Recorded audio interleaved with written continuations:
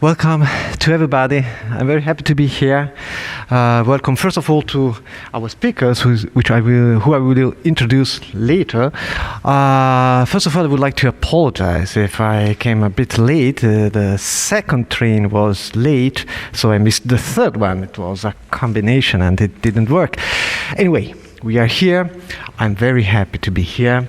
And I have to thank one person if I'm here. I would say all of us would thank that person, and it is Professor Vera Constantini, who organized all this, and there is a lot of work behind that, of course, and in the end she couldn't be here.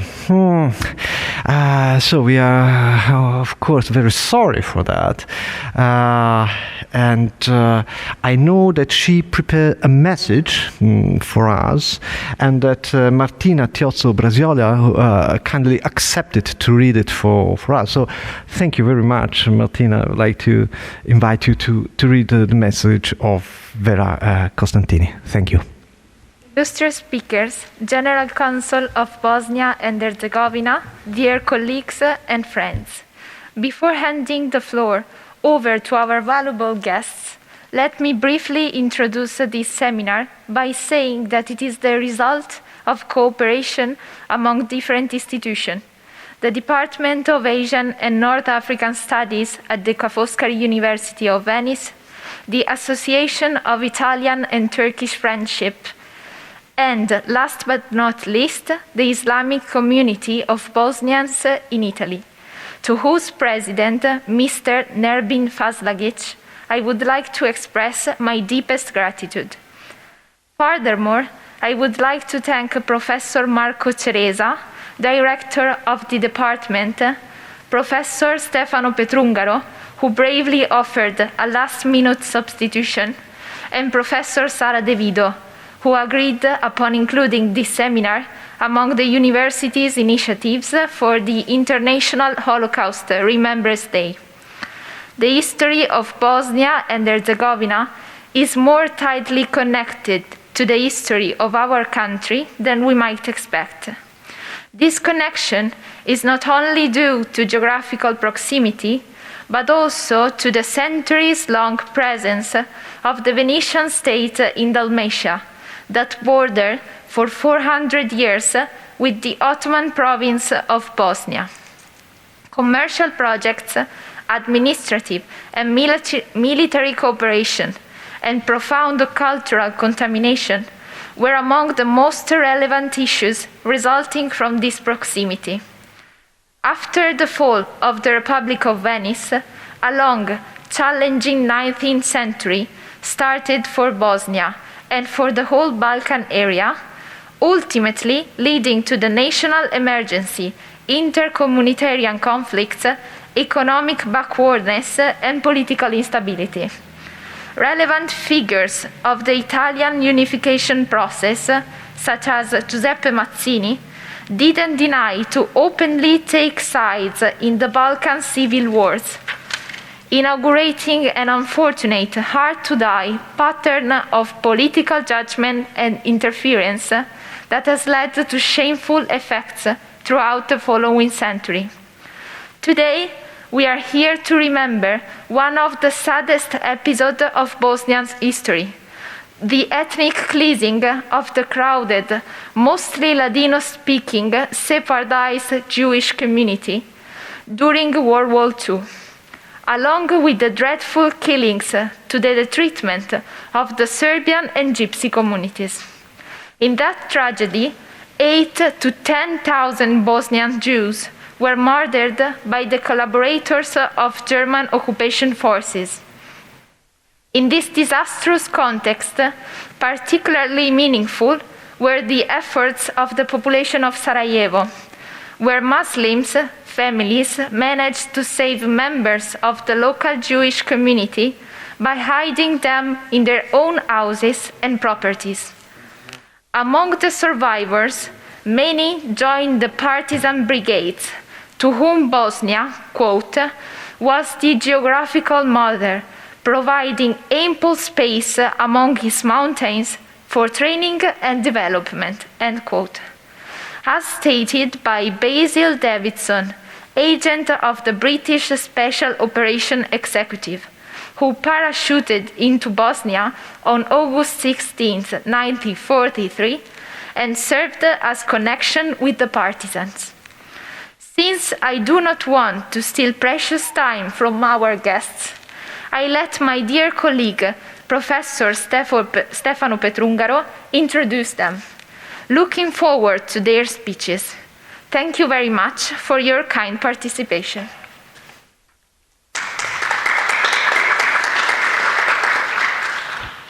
So, thank you very much, Martina, for having read us this nice message. So, I would like now really to introduce our prestigious speakers of today.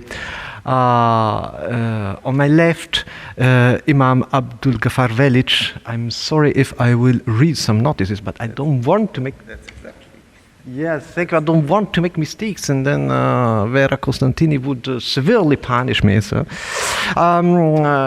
if Imam Velic is the head imam of the Majlis, let's say the community of the Islamic community in the Council of the Islamic Community in Sarajevo. He studied at the Gazi Husrev Beg Madrasa in Sarajevo, and later at the Faculty of Islamic Studies in Sarajevo, and he earned also a PhD from the Faculty of Philosophy in Sarajevo, in history. And apart from being the imam of one of the main mosques in Sarajevo, he has also served as advisor for the religious affairs and education to the Mufti of Sarajevo. And he's co-author and co-author of 3 books and many articles regarding the Islamic tradition of Bosniaks, so the Bosnian Muslims, and the challenges of modernity during the Austro-Hungarian Empire until the end of World War II. Thank you very much for having accepted the invitation by Vera. And I would like to introduce immediately also our second speaker, so I won't interrupt them later. And Igor Benzion Korzemiakin is a Hasan, that means cantor of Sarajevo Synagogue. He attended the Dr. Israel Goldstein School in Jerusalem and graduated from the Faculty of Law and the Faculty of Economics of the University of Sarajevo. Igor Korzemiakin is a prominent Jewish figure in Sarajevo and Bosnia-Herzegovina. He was senior advisor to the Interreligious Council in Bosnia, and actually he is also a member of the Council for National Minorities. So that means we really have the ideal speakers for the topic of today. So thank you to you too for having accepted the invitation. I'm sincerely glad to be here and looking forward to listen to your contributions. I would like now finally to leave the floor to our speakers, beginning with Imam Velic. Please, the floor is yours. Yeah, you only summary. Okay. Thank you very much. I would like to thank Professor Vera Costantini for calling and for organization this conference, this meeting or this speech about this topic, very important topic. Also, I would like to thank Foscari University of Venice, director of university. Also, I would like to thank the Islamic community of Bosniak in Italy, president of Islamic community here in Italy, Mr. Nermin Fazlagic, and our Imam in Italy, Imam Mr. Ahmet Abakovic. In Sarajevo, you heard, I am head Imam in Sarajevo, that's capital of Bosnia and Herzegovina. In Sarajevo, we have 200 mosques, and we have about 200 imams. I am first Imam for now, and I am head Imam. My job in Sarajevo is to organize different religion activities in Sarajevo. I was Imam 13 years in the biggest mosque in Sarajevo. Before 10 years, one group of students from Italy came to Sarajevo. I spoke with that group, and they asked me, you are Imam, and why don't you have big hat or big cap or like big turban, and you don't have a long beard? You are Imam, you don't have a long beard. But I am European Muslim. I am Bosnian Muslim. We are originally European nation. We have our originally Islamic tradition in Europe. In Europe, we were part of Turkish Ottoman Empire, 500 years. And we were part of Turkish Ottoman culture zone. But after Congress of Berlin, we became part of European culture zone. Now Sarajevo is a place where meet different cultures, different religions. Because of that, Sarajevo is very interesting and different place in Europe. Today, my friend Igor Kožemjakin with me, we came together from Sarajevo. He is more than friends. He is my brother, Igor Kožemjakin. He is my really brother, and I'm glad to be with Igor together here in Venice, and we are together in Sarajevo, together. When we speak about Bosnia, we heard the message of our Professor Vera, very important message. We in public discourse in Europe or in world, when we speak about Bosnia, about Sarajevo, it is usually kept in mind war and conflict, war crimes, and genocide in Srebrenica. These topics are very important that we speak about war, about genocide, and because we have to stop every next war, every next conflict, we have to stop it together. That's our task. And because of that, we speak about war in Bosnia and genocide. But Bosnia and Herzegovina has another side, more beautiful side. And we have another dimension, Sarajevo and Bosnia and Herzegovina. That's that story about multicultures, living together, respect each other, tolerance. Capital of Bosnia and Herzegovina, Sarajevo, is real capital of culture of Europe. Sarajevo is a small city, but we have different cultures, different religions, very close to each other. And we live together 500 years, 600 years together. Because of that, Sarajevo is real capital culture of Europe. And because of that, Sarajevo got its name European Jerusalem. During the Second World War, we speak today about resolution during the Second World War. Bosnia was under siege. Every day, people in Bosnia, especially in Sarajevo and bigger cities in Bosnia during the war, every day a lot of people were killed and taken to concentration camps. The bigger cities in Bosnia were under strict blockade and under greater siege. Especially in Sarajevo, the largest concentration of the German army was in Sarajevo during the Second World War.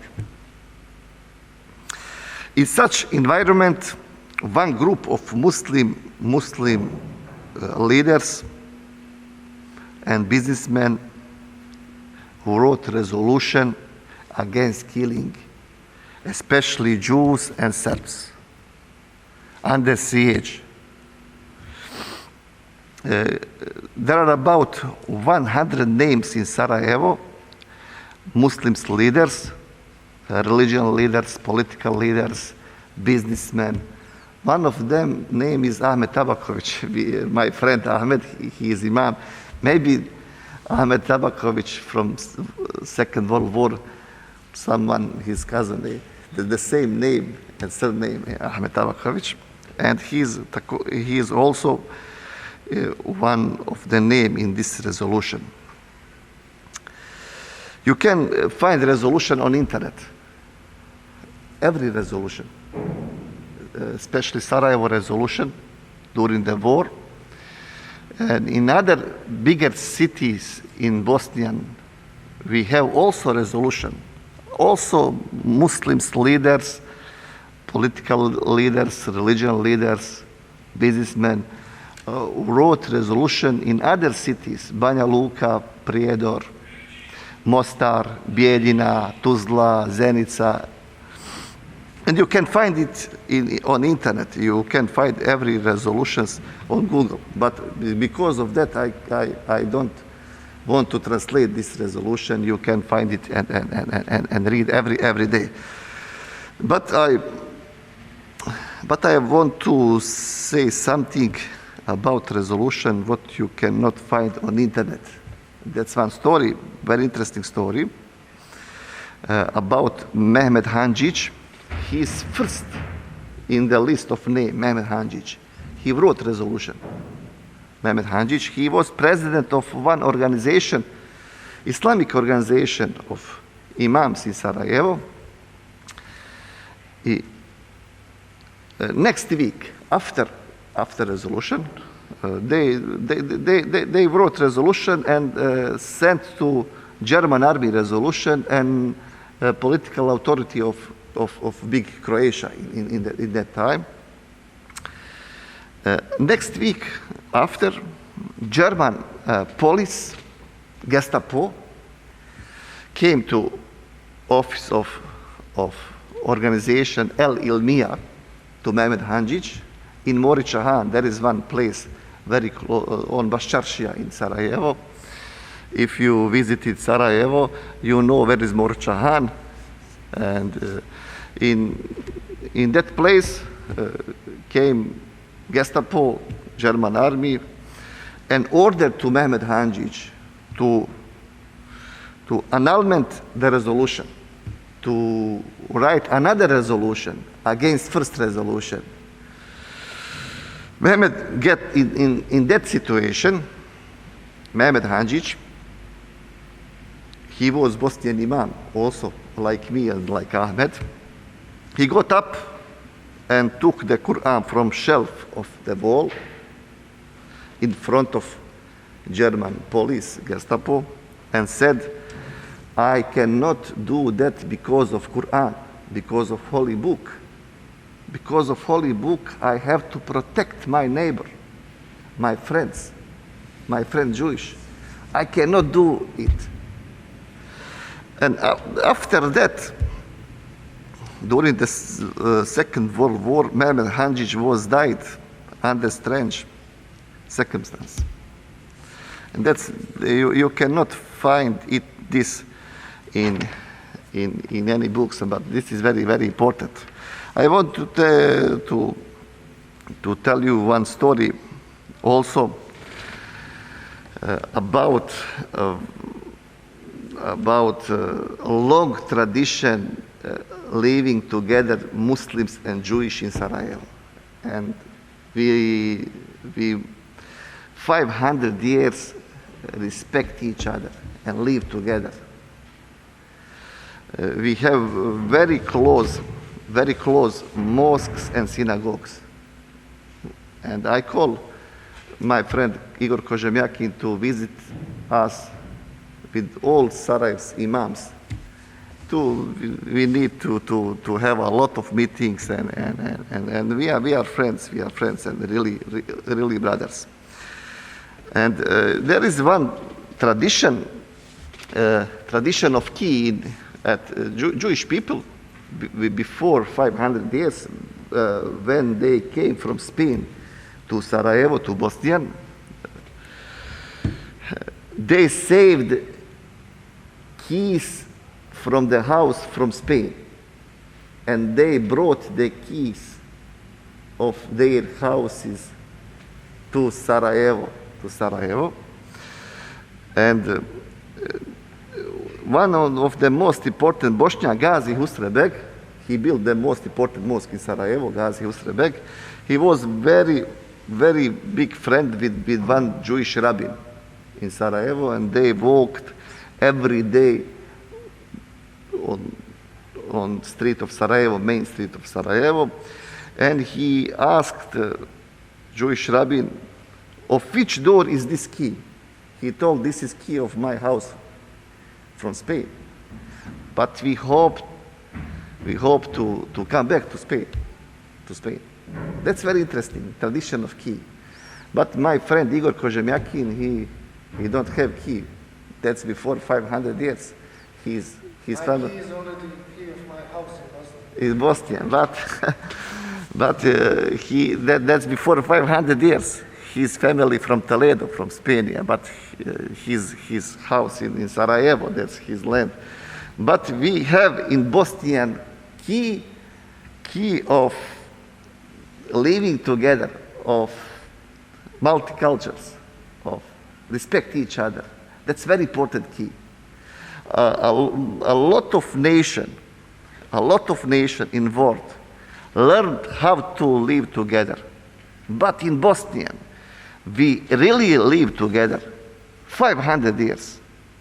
That's tradition of key, a very important key. That's my message for today. And I call you, everyone, to visit again Sarajevo. You will be guest, me and Igor Kožemjakin, we will be in Sarajevo. And I hope so we will organize similar conference, or the same conference, same speech. This is very important speech. I'm glad to be here. Thank you again very much for calling, especially Professor Weber. Thank you very much.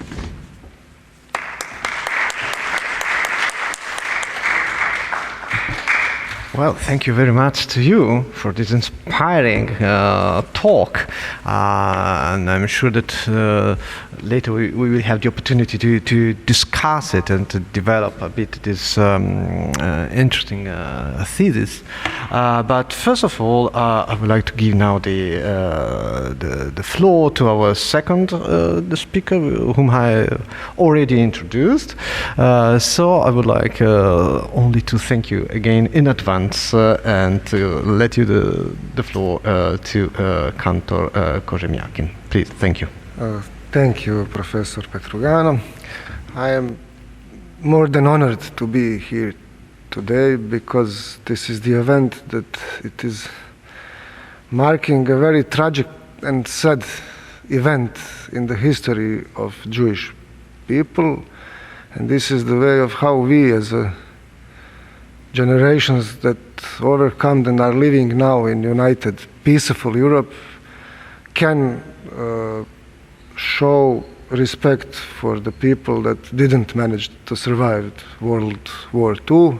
And in that sense, coming from Bosnia and Herzegovina, from very small Jewish community, but traditional, I would say. As we Bosnian Jews like to say, as I already stated, Bosnian Jews and not Jews who live in Bosnia.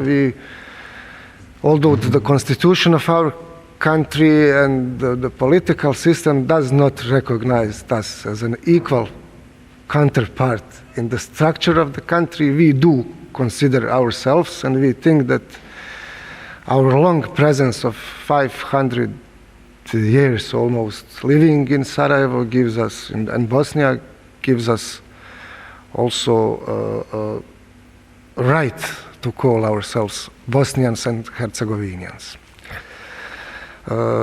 Jewish community of Sarajevo is a very old community in the sense of the presence of Jews, not as old as the Italian communities are since the time of Roman Empire, but we know that there has not been constant presence of Jews in Bosnia before the 16th century. After the 1492 edict of Queen Isabella and King Ferdinand of Aragon and Spain, edict that meant to expel all of non-Catholics out of Iberian and Peninsula, affected most the Jewish and Muslim communities, and Jews that were not ready to become Christians were forced to flee. And they found refuge under the rule of Bayezid II, who was back then Sultan of the Ottoman Empire, who opened the doors of its monarchy to the newcomers that are coming from Iberian Peninsula. And that's how Jews came to Sarajevo. First, they didn't came directly to Sarajevo. Most of them came or through Thessaloniki in Spain, or through Istanbul or some other major cities on Mediterranean, not only in Ottoman Empire, because some of the Sephardic Jews settled also here in Venice, settled in Amsterdam and Netherlands, settled in Spalato in Dalmatia, because some of the family members could move throughout the different parts of Europe, and they also served in that time as a kind of consuls, because even the rich states didn't have consuls in any part of the world. Jews had family members. For example, Jews of Sarajevo had family members here in Venice. So it helped them to establish a good trade connections, and it helped the development of the Jewish community, which developed as the city of Sarajevo and Bosnia developed. Also the Jewish community developed, and also it contributed to the development of the Bosnian society. We are coming, unfortunately, to the 1941, when we have a big mostly Sephardic community. By that time, we also have Ashkenazi Jews that are coming to Sarajevo after Austro-Hungarian Empire annexed Bosnia and Herzegovina. So we are coming in 1941. We have two communities of around 12,000 Jews, most of them living in Sarajevo, but also living in 32 other cities in Bosnia. So there was almost no major city or town without Jewish community. And I'm talking about small places such as Vlasenica, Vojnica, Visoko. It's a very small places, up to 20,000 population or even less.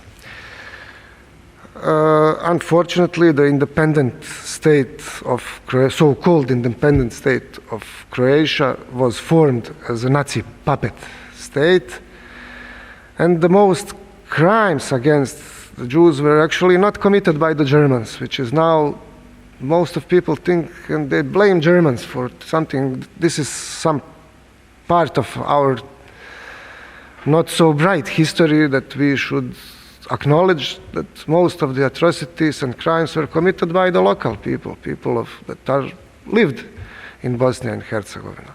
That's why it's very important also to emphasize those who were against, as we could hear from the Imam Velic about the resolutions that many of the Islamic clergy and leaders of the community signed.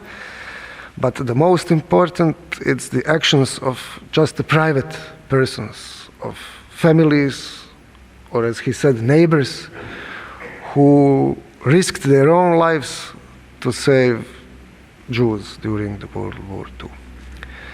Like we had also those who committed atrocities, we had also, and we are proud of our fellow Bosnian and Herzegovinian citizens who, under the threat of risking their own life and life of their families, they helped. And the first Muslim in the world who was recognized as righteous amongst the nations, and this is some kind of award given by the Institute of Yad Vashem in Jerusalem to those who risked their lives to save Jews. So first Muslim was a woman from Sarajevo called Zaineba Hardaga, and when she, unfortunately, in a war in 1992 to 1995, she, by the help of Jewish community, managed to go out of Sarajevo, which was besieged, and she was allowed to go to Israel as a refugee and to receive all of the grants as a citizen. And when she was approached by back then Prime Minister Yitzhak Rabin, and she was asked, how come you saved Jews during the World War II? She answered, no, I didn't save Jews, I saved my neighbors. So that, I think, tells us a lot about the way of life that Bosnians and Herzegovinians are living. We often say the word tolerance as some word of a high value. For us, it's not like that. To tolerate, it means just that I have to tolerate you, but there is no... Even the coexistence is a word that's for me not so clear as a common living. We have a tradition of common living, and that's how I would stress that way of life that we in Sarajevo and Bosnia are used to live. Unfortunately, the demographic changes of the last war in the 90s and the aggression that happened on Bosnia changed the demographic structure of the situation and this of population, and this is something that it's threatening our way of coexistence or mutual living. In sense that Sarajevo is not more that multi-ethnic and multi-religious city, but nevertheless it never ceased to be multicultural city. So you can see, even because numbers is not all that it's important. The respect for the others, even though they are a minority that represent no significant power, not in a political or economical sense, because I failed to mention that out of these 12,000, we are now only around 500 members of the Jewish community. And if we are talking about Jews, as the Jewish law recognizes Jews, it's around 200 people, not more. Because 500 members of the community are also spouses of people who mixed married during the times of socialism, people who are ancestors or who are grandchildren of Jews who simply are people without any other religion, because in order to become a member of the community, you cannot belong to any other religion. So we have around 500 members, and what I'm very proud of, that we didn't forget what Sarajevans did for us in World War II in order to help and protect its Jewish citizens.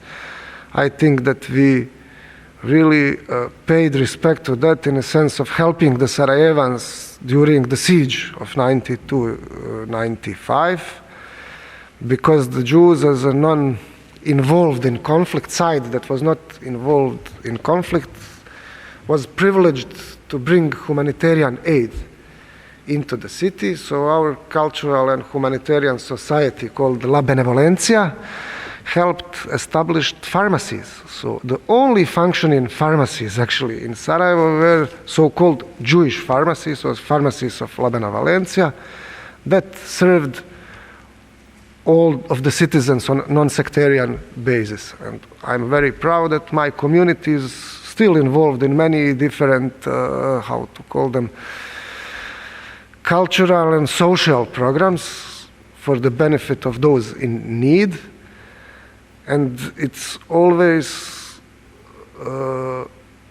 non-sectarian basis, meaning that it's not only meant for Jews, and it's also not only done by the Jews. So we have a program of home care for elderly people.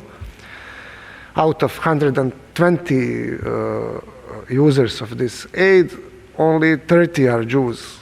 The others are non-Jews. And also the volunteers that are helping, only 10% are Jews and 90% are non-Jews.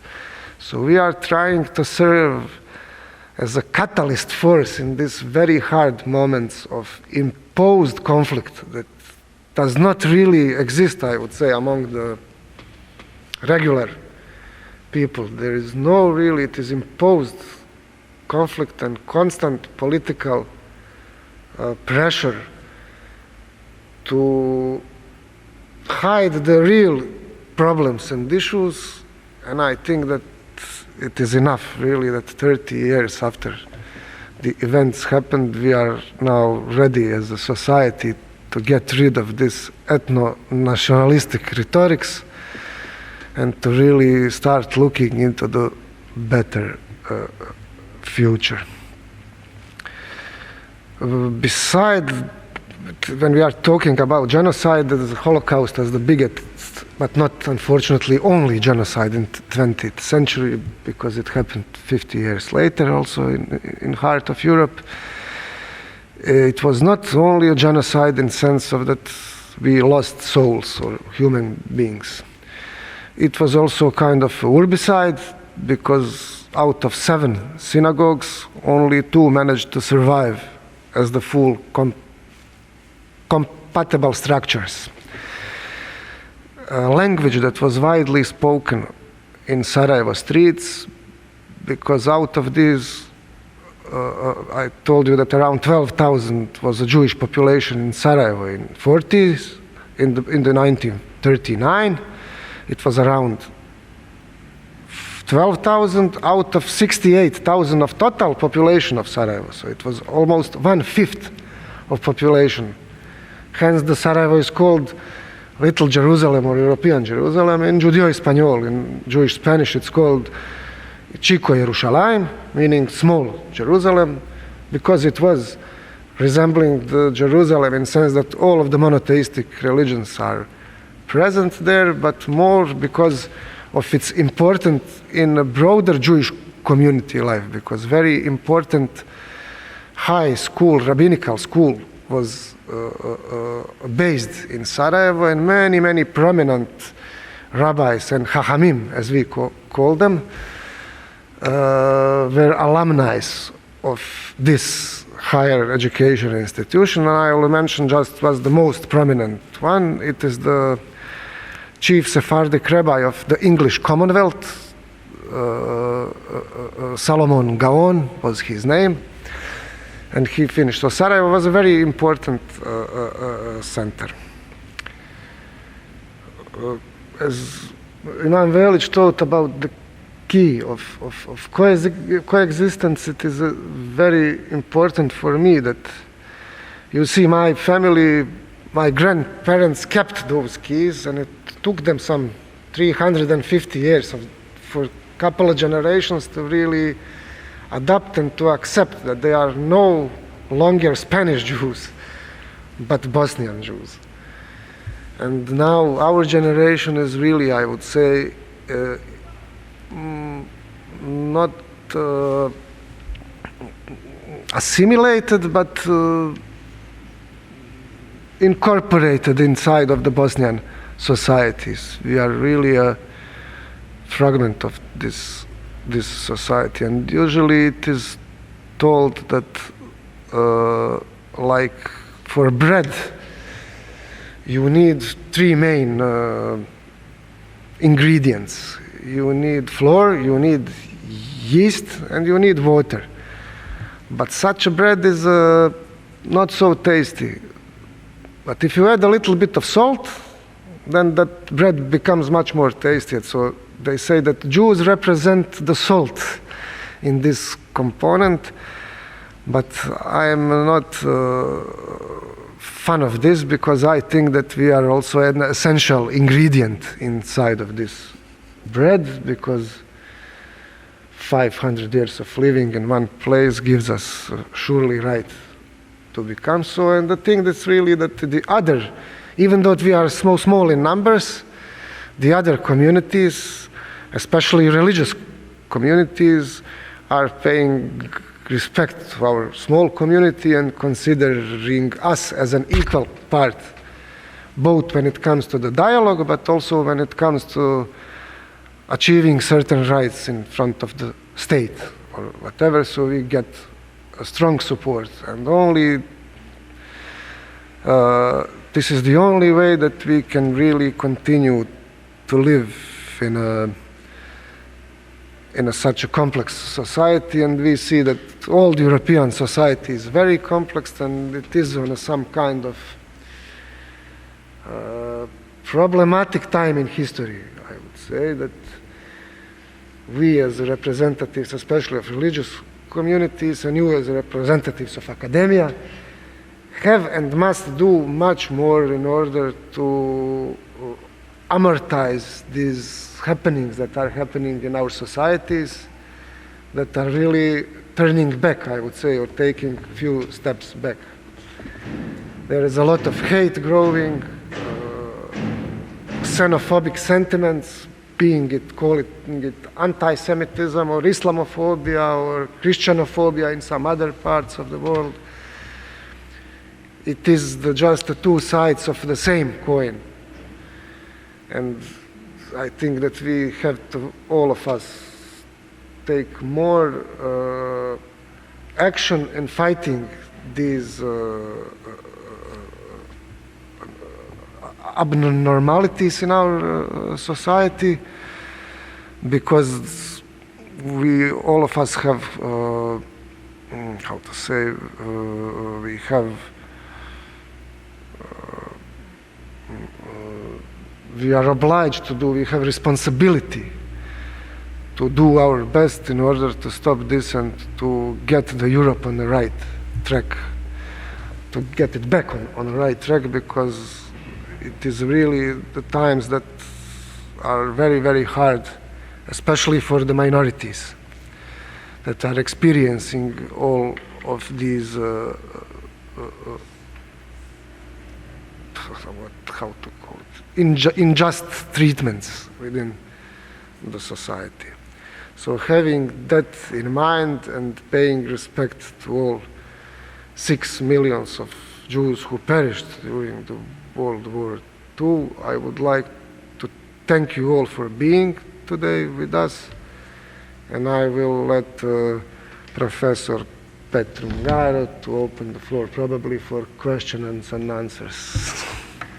With pleasure. Thank you very much. Thank you. Yeah, thank you very much to you too. It was a fantastic dialogue, and I must say I know something about Bosnian history, but every time I heard that about it, I get fascinated again and again. So, and thank you very much. I would like to say that exceptionalism is not a category I like very much for interpreting history, even though it is always used, very often used for Bosnian and Balkan history in general, exceptionally multilingual, exceptionally violent, exceptionally dead, and I think exceptionalism doesn't explain anything. Often is simply wrong. Nonetheless, there is something specific in the story you told us, in what happened in Sarajevo during World War II.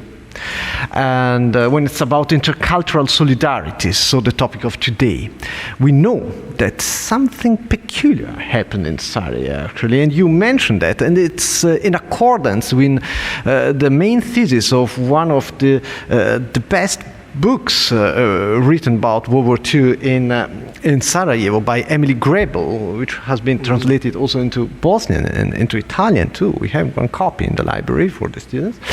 And the aim of the author was clearly not to deny that the Holocaust took place. That's obvious, okay, and that it took place because of the German authorities, because of the Ustash authorities, and also because of local collaborators. Okay, this is a story which no.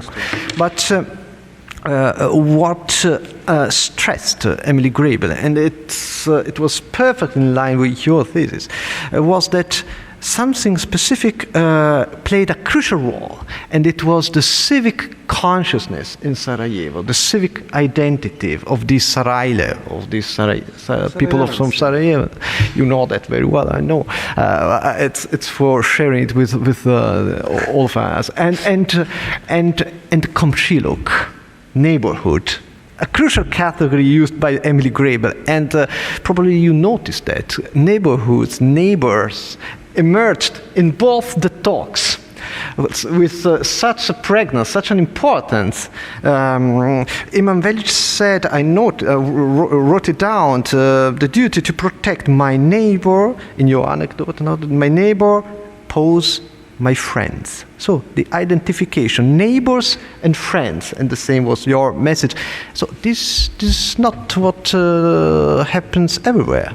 This is something peculiar from Sarajevo. So I would like to ask to you to develop maybe that. What was the role of Komšiluk, of this specific Sarajevo, Bosnia, specific Sarajevo's ideas of neighborhood in what happened during World War II in that city, and which helped. So all these attempts of resistance to practice resistance against the prosecution of the other, of the neighbors. I don't know if is it clear, my question? Is it? Yeah. Okay. So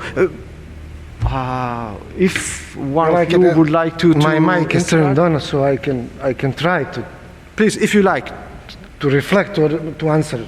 Or to develop. It was not a question, it was more like to reflect on it. Yeah, exactly. And as I see, like, neighborhood, or Komšiluk, as you call it, as we call it in Bosnian, it is a more of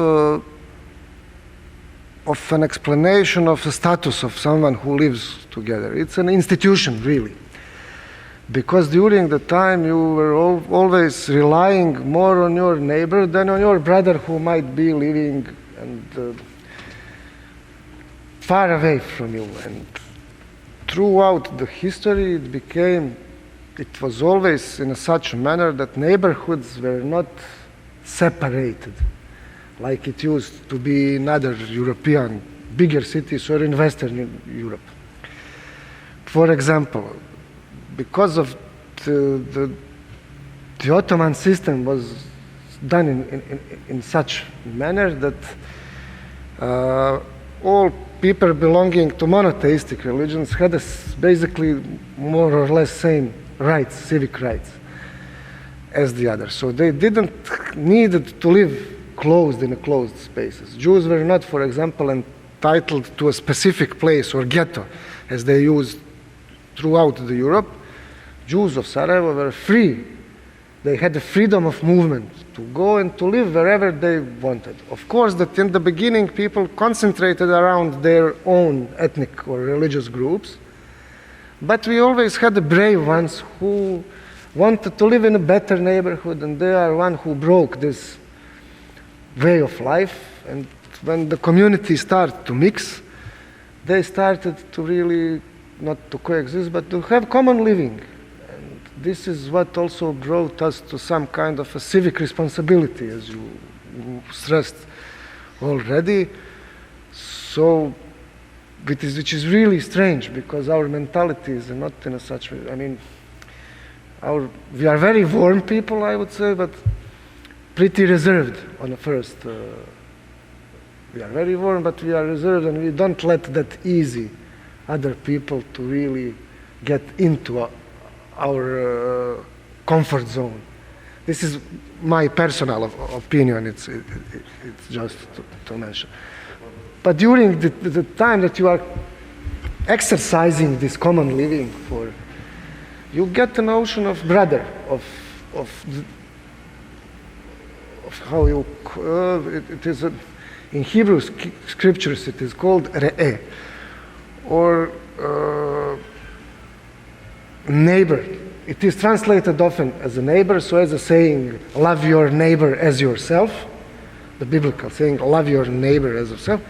So this is the word of neighbor. Neighbor, it is someone who lives with you, but he became friend, almost as a family. So the connections are much more interconnected. The connections between people are those who create this civic responsibility, basically. I want to say some words about komšiluk. That's very interesting things. Komšiluk. That's people. That's one part of Sarajevo or other cities in Bosnia, like area, some streets, and that's, we can translate in English like neighborhood, but that's more. The people in komšiluk is very close to each other, very close. That's like one family. Every member of komšiluk is safe in that area, and people in komšiluk eat together before 100 years, 200 years, and care about every children. And the people in komšiluk didn't close door of house. That's very interesting. Like Asabia in North Africa, and we respect in komšiluk Ramadan, Hanukkah, Christmas, and we live together. And komšiluk, that's very important that we can say that komšiluk is saved Jewish people during the Second World War. The German army wanted to find Jewish people in Sarajevo, but komšiluk saved it. That's very interesting. But now we live different life. This is time of cyber world. A lot of young people connect to Facebook. So we don't.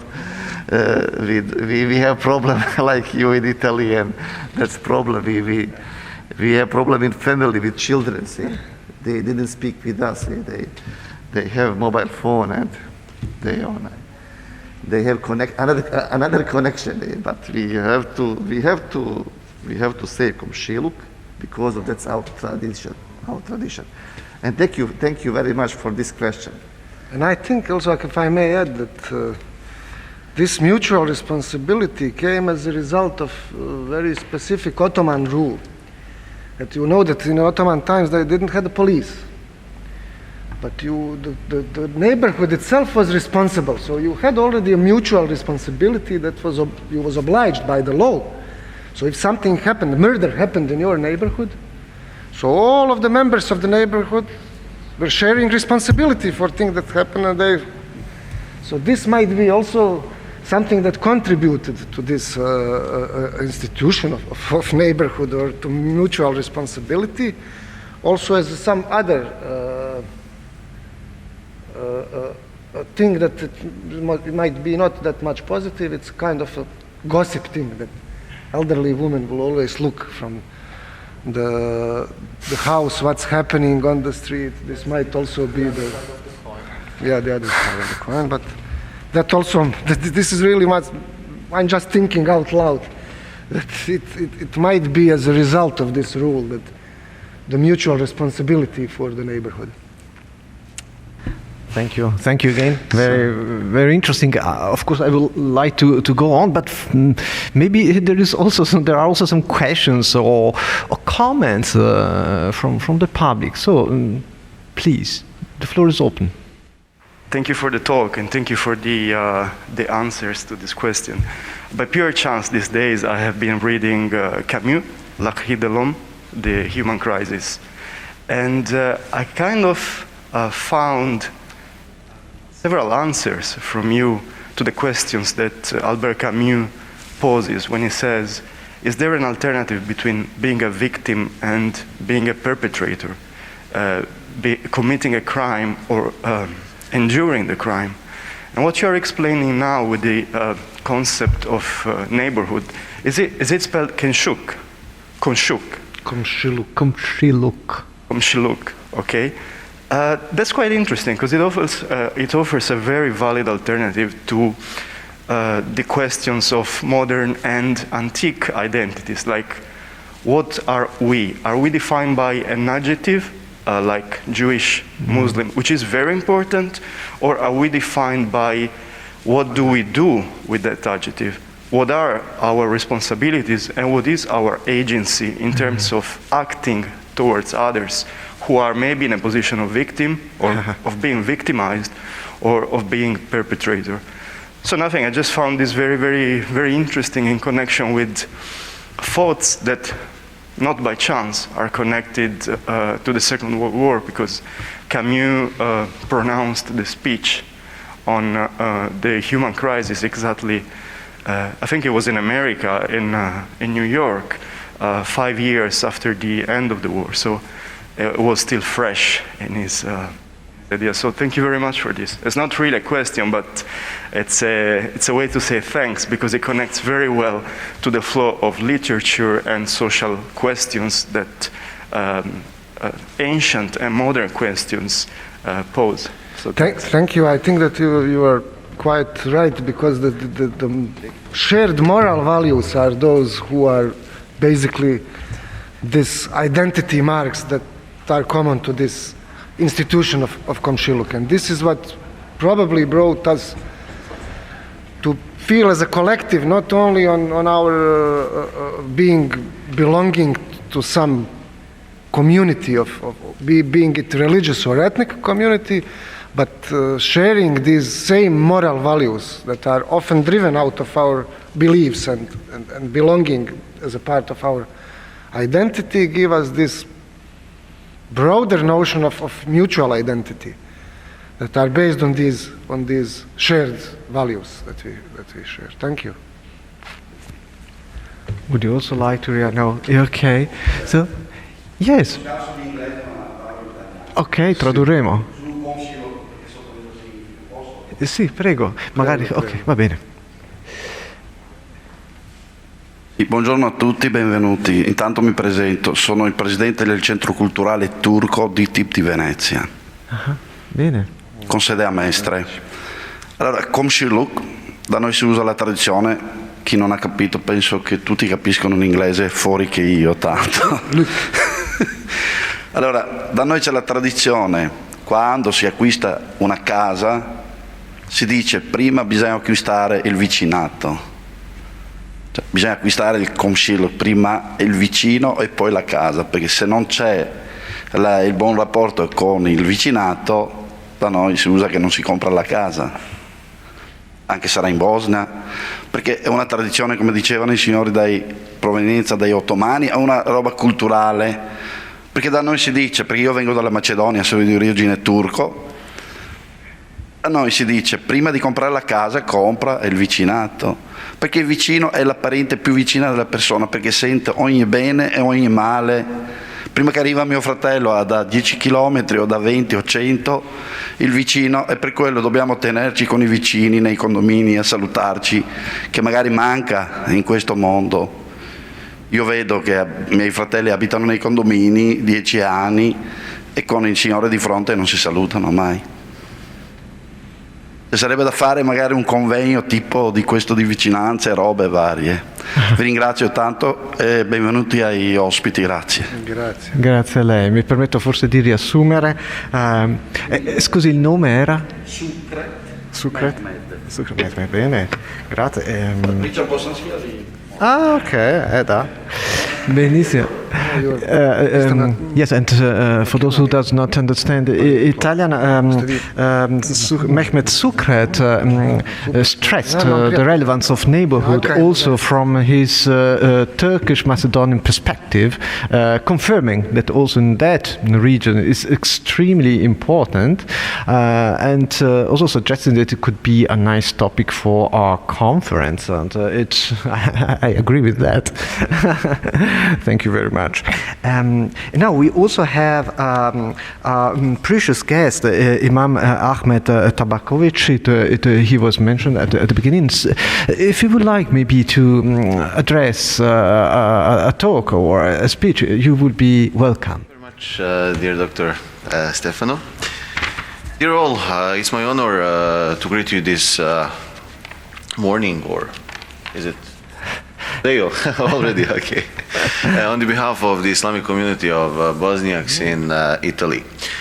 First of all, I would like to express the words of gratitude to the director of Foscari, Signora Lipiello, who recognized the importance of this topic and gave her blessings to such a project. Secondly, my greetings and also prayers are with our dear friend, Professoressa Costantini, a great scholar who is creditable for the organization of this event. Also, I would like to say thank you to my dear friends and brothers, Imam Abdul Ghaffar and Hazan Igor. Islamic community of Bosniaks in Italy, which is a part of Islamic community in Bosnia and Herzegovina, nourishes the heritage of peaceful coexistence, interreligious dialogue and tolerance. Today's event honors all the victims of Nazism and fascism in the Second World War, and its importance is to highlight the imperatives never again, and we remember through the story of coexistence between Bosnian Jews and Muslims. For Bosnian Jews and Muslims, those imperatives are not just words. These imperatives are the way of living our lives and the way of building safe present and the future. This coexistence is especially important today when we are facing the narratives of Muslim-Jewish relations through the optics of events outside of Europe. Unfortunately, those relations are seen as negative per se, just because of politics of some states and its political interests. Here in Europe, we need to emphasize the rich history of Muslim-Jewish relations from Andalusia to the Balkans, especially Bosnia, that gave so much positive examples about coexistence and building bridges between two religions that have same father, Abraham or Ibrahim. Europe should not fall in a trap of right ideologies, but try to reconcile all of its identities and roots, and surely Abrahamic religions played and play a big role in defining Europe. Today's event is not just a seminar, it is our word and deed against intolerance, hate speech, genocide and xenophobia. Our religious duty is to protect others' rights as well as ours and to raise our voice against those things. We, Bosnian Muslims, went through the hell of genocide at the end of 20th century, 50 years after Europe said never again. Fortunately, this genocide was recognized by many international factors and International Criminal Tribunal in Hague. Although all civilized world recognized the acts in Srebrenica as a genocide, but today we are once again encountering the narrative of revisionism and denial from the main actors and their descendants. What is a bigger problem here is that this revisionism and denial is institutionalized through the official politics of the Bosnian entity Republic of Srpska and Republic of Serbia. At this point, I would like to recall the statement of our highest religious authority, Reisul Ulema Husein Efendi Kavazovic, who said that we need to remember Holocaust so the new generations will never forget the dark period of history when fascism dominated over humanity. Negation and oblivion of Holocaust and genocide will lead us once again to this hell. At the very end, I would like to emphasize the fact that we are in danger of facing another genocide, wars and ethnic cleansings in Europe. And for the end, I have one question for all of us. Are we, good people of all religions and nationalities, capable of saying no and really support this idea? Thank you very much.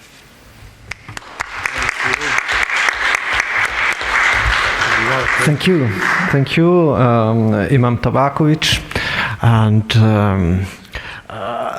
I would like to go on. I'm so very much inspired, but I know that time is also running.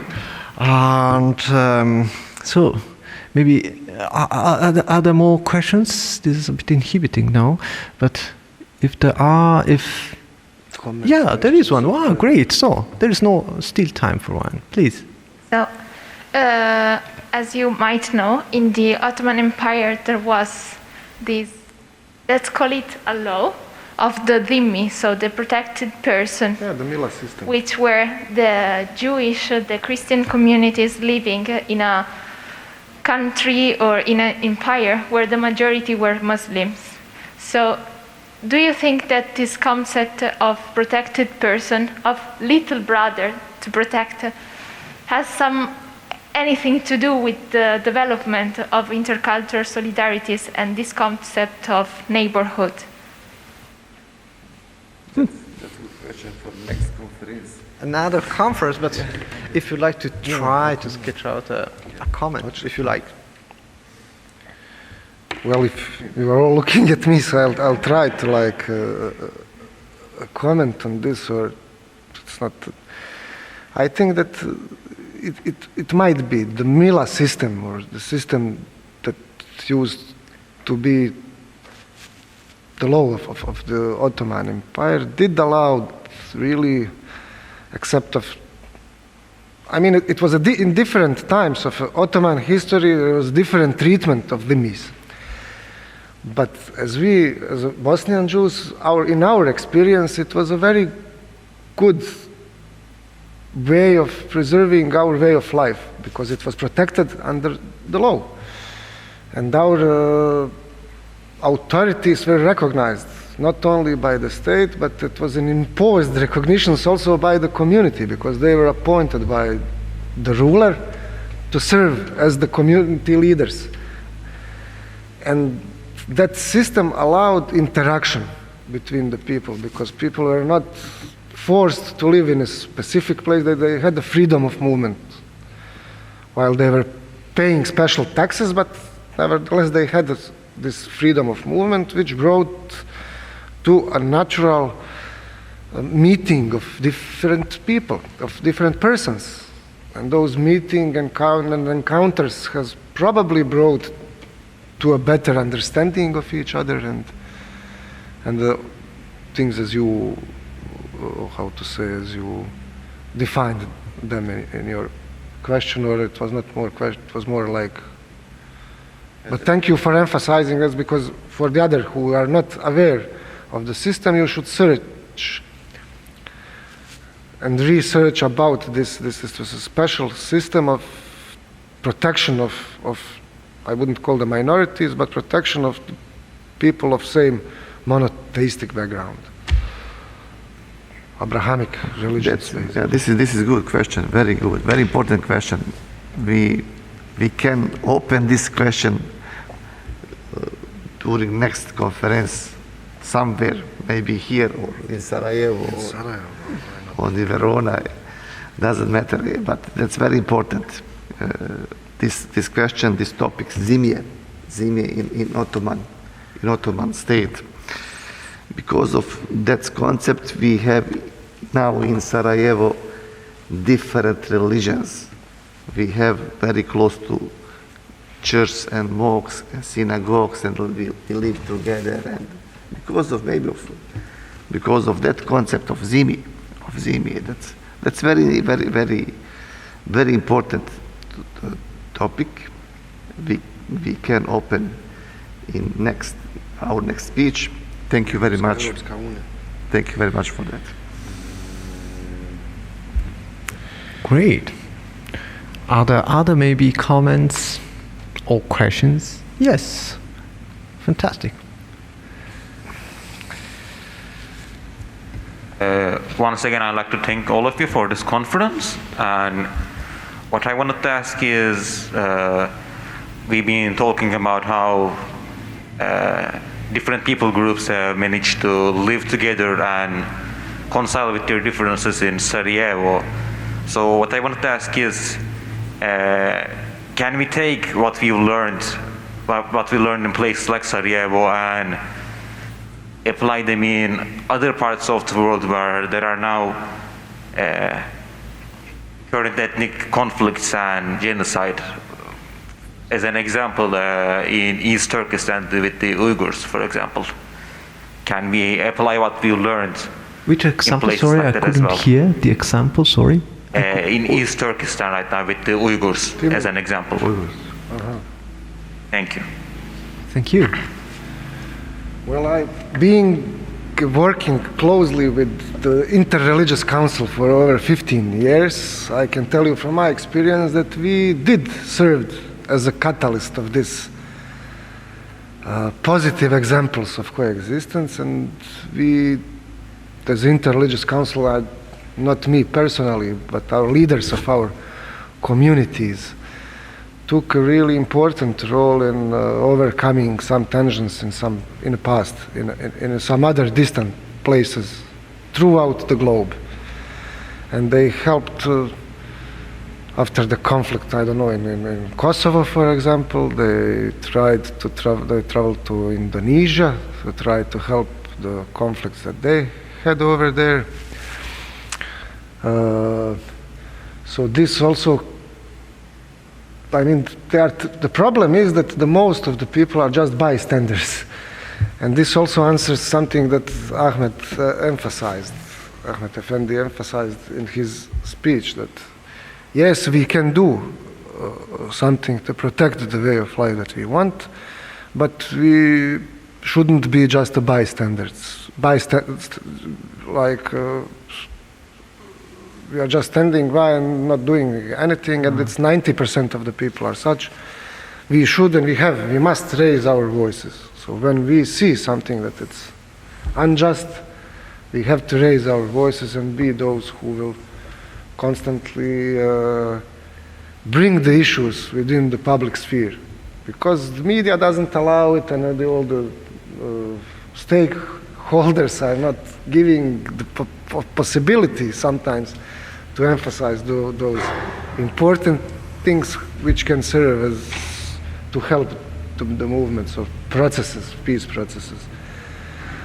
We tried also to help in the Holy Land, but it didn't went, and they cannot understand. I don't know that this what tells me that the conflict is merely political conflict, and it doesn't have to do anything with religion, because the positions are so harsh and nobody is ready to give up out of any of the position. And this is not the way how you make a compromise. In all of these compromises, you have to lower the standards and give up of something that is not that important, of course.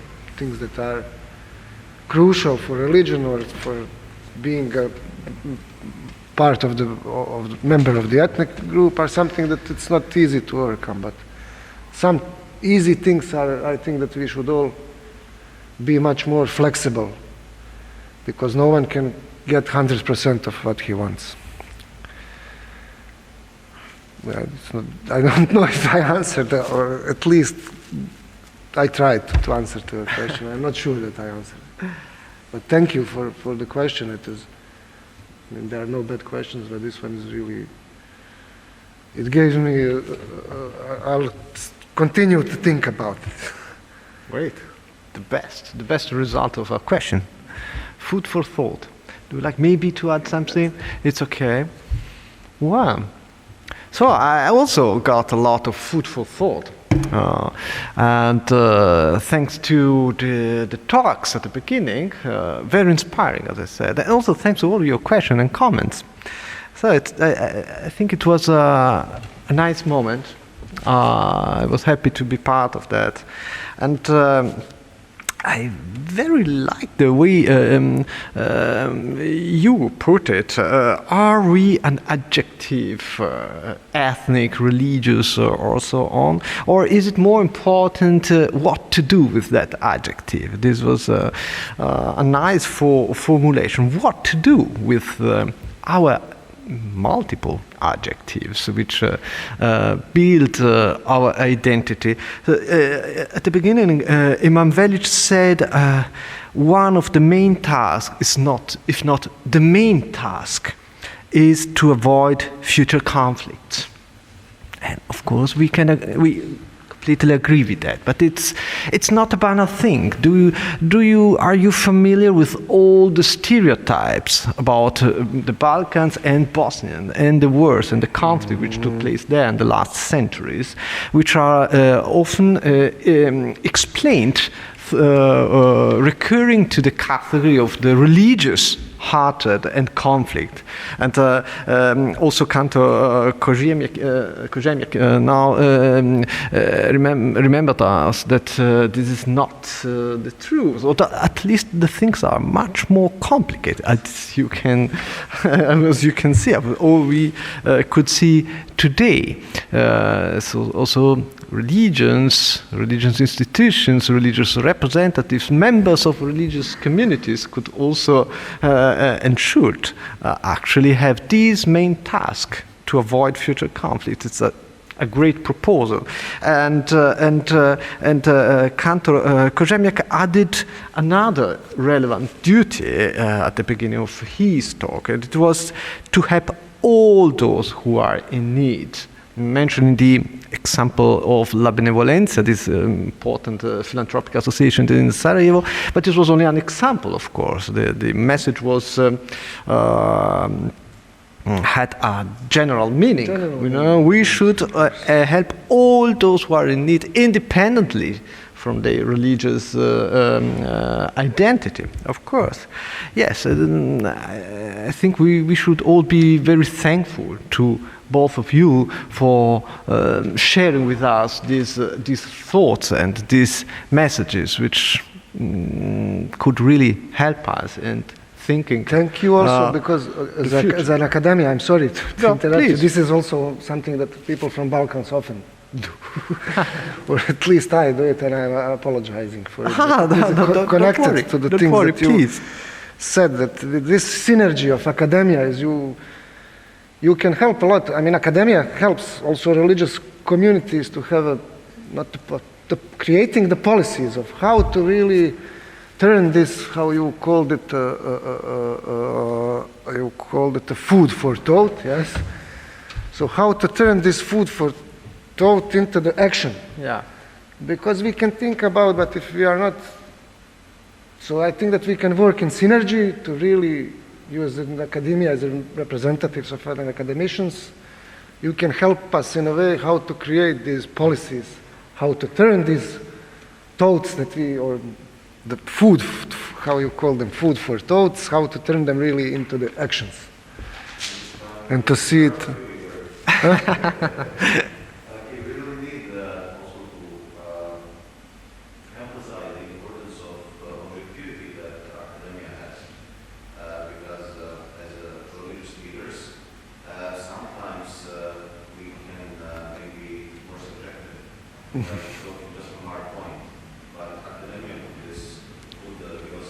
Openness, widening. Yeah.